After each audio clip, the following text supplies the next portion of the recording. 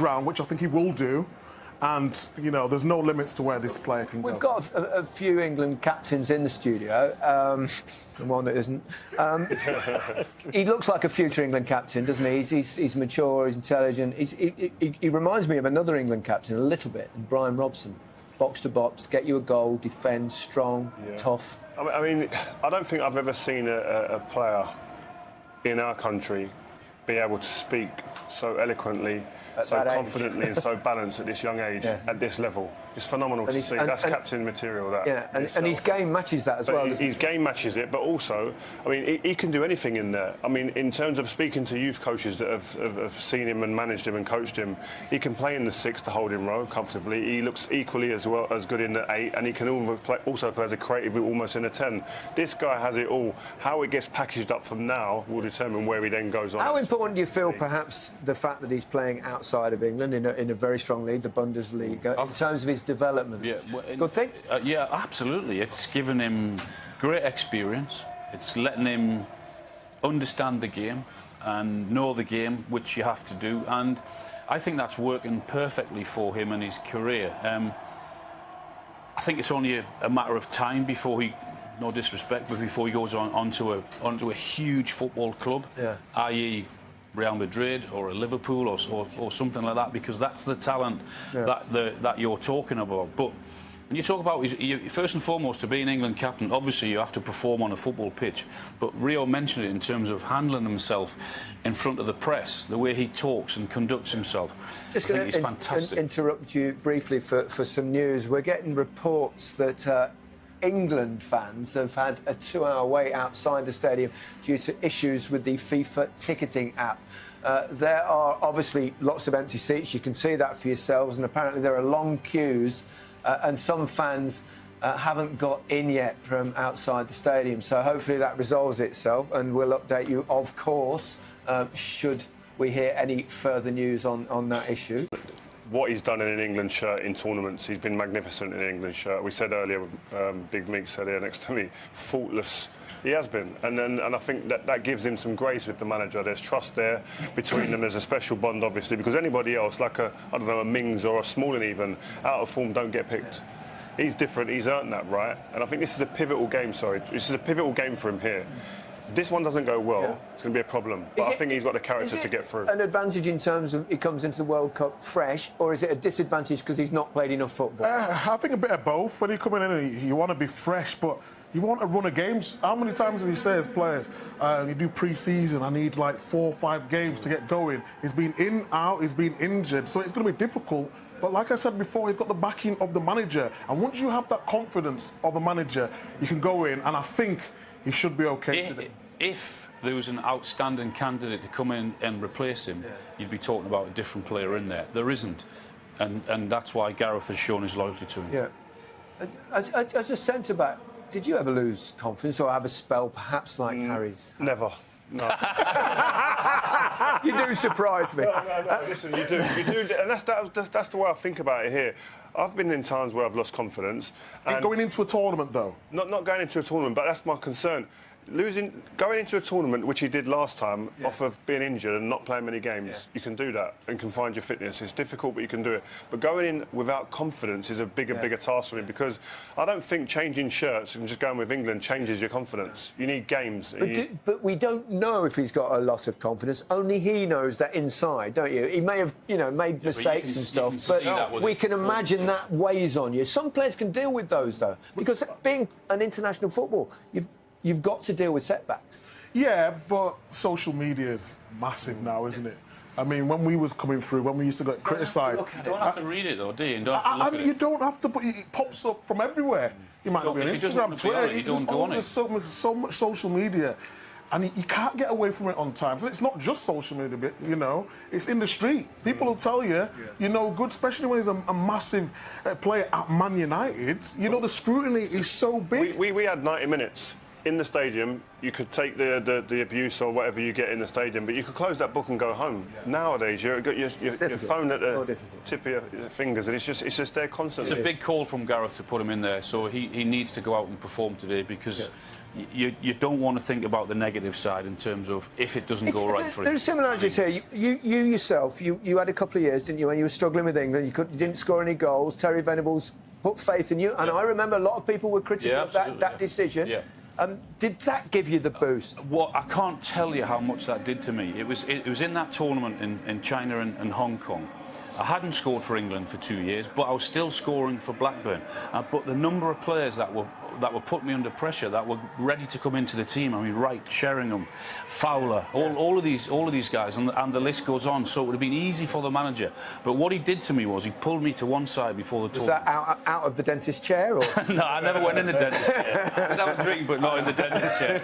And he said to me, pulled me to one side before the pre-tournament games, whatever happens in these games, even if you don't play, you will be my #1 centre forward. You will start that first game. And I looked at Terry and thought, wow, for you to have that much faith in me, I cannot let you down. I owe you. And I think it'll be similar for what Harry's felt today. When he named that team yesterday, or whenever it was, he would have looked at the manager and thought, thank you, I owe you, and he needs a big performance. I had the same when Bobby Robson kept me in '86 when I thought I was going to be left out, and I thought he'd play Beardsley and Haitley. Instead, he left Mark Haitley out. The big difference between both of you there is you both were scoring and doing well with your club. That's the difference if Harry's not playing and not in form, and that's the only concern. But our character, personality, I hope gets him through today. Yeah. England, you know, we have a talisman, we have a striker, the holding Golden Boot winner in Harry Kane. Yeah. He'll lead the team out. That's wonderful. We're at a World Cup. I mean, I think, like, for me, I know for you guys, you've been at multiple World Cups, but for me, I'm just so excited to be here. Yeah. Hopefully, England can put on a great performance. That's what I'm looking forward to. That's what we need. That. He could become a winner, will do, though, won't it? The first England player, a first ever player to win 2 Golden Boots. He would be. It's what an a possibility, isn't it? Yeah, he needs to do it. If England are going to go far in this tournament, he has to score. And he is in form. Yeah, he's a player that going into it in form. He's got track record in this competition. Yeah. He's the player that other teams will look at first on the team sheet and go, we need to be ready and build ready to play against him. I'll ask you one question about Harry. Would you like to see him stay higher up the pitch generally, or because he does tend to drop back as a centre forward yourself? I would like to see him do exactly what he's been doing for Spurs, because that suits his game. He's very good at that, but for him to do that, he also needs players that are going to run off with him. He's excellent at going deep and playing that ball in behind. But we also know he's superb in the box. He's a fantastic all-round player. That's why he is what he is, and he's one of the favourites to win the Golden Boot. When he comes come back deep, because he will, Sterling and Saka have to run deep. Have to. Yeah. Here it comes, there'll be the usual mix of enduring and enjoying for all England followers. And this first challenge is not insignificant. The footballers of Iran aren't novices, far from it. Experienced, well-organised, passionate. Football is huge in Iran. But this is a team not wholly supported back home. Para ir agarrando confianza y bueno, después cada uno demostrar el nivel que tiene y bueno, salir a ganar el partido, ¿no? Estuvimos ayer, Eduardo, pisando el terreno de juego. Está en impecables condiciones como el resto de los estadios en esta Copa Mundial. Así es, Sami. La verdad que no podemos quejarnos por nada de esto. Los campos de juego en perfecto estado, la temperatura ajustada aquí dentro de los estadios, aunque no es una tarde de mucho calor tampoco en la capital catarí. Muy bien, las banderas de los equipos, la bandera de la FIFA, la más linda de todas. Brillante, la Copa del Mundo en el círculo central, esas que todos quieren ganar y que solamente algunos pueden tocar. Sí, totalmente. Estuvimos tan cerca en el 2010, fue un mundial espectacular, pero el dolor de haber estado tan cerca de jugar una final del mundo, por más que todo el mundo quedó muy contento, pero el dolor después de ese partido contra Holanda que perdimos, porque sabés que eso no se da todos los días. Muy bien, los equipos están listos para la ceremonia protocolar. Hoy además un hecho histórico, porque volverá a escucharse el himno de Inglaterra con el God Save the King. La última vez que se dio fue en Brasil 1950, 68 años después del reinado de la reina Isabel II. Se vuelve a escuchar así el himno de Inglaterra.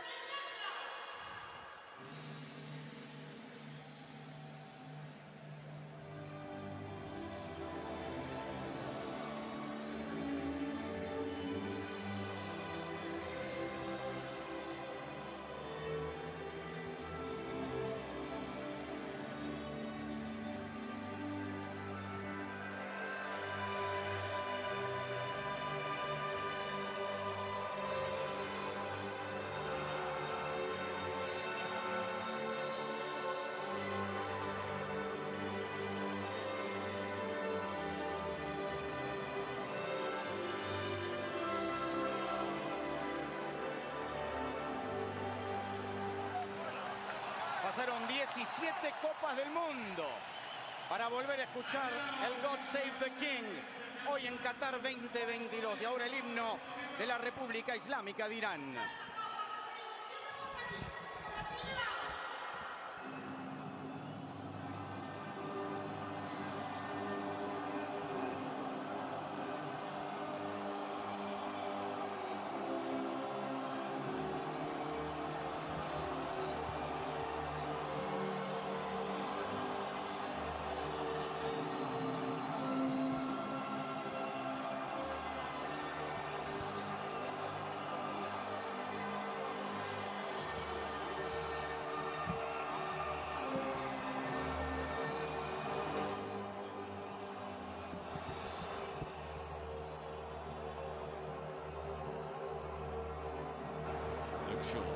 Mason Mount made a quick dart.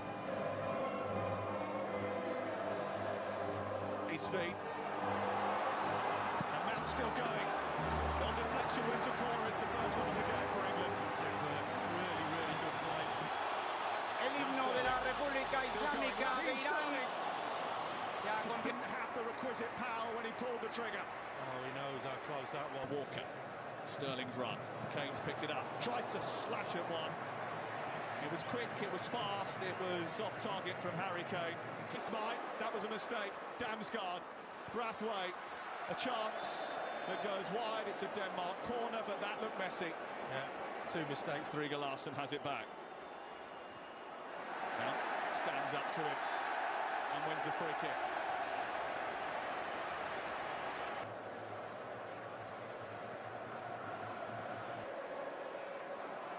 Towards Simon Kjær, but it's too...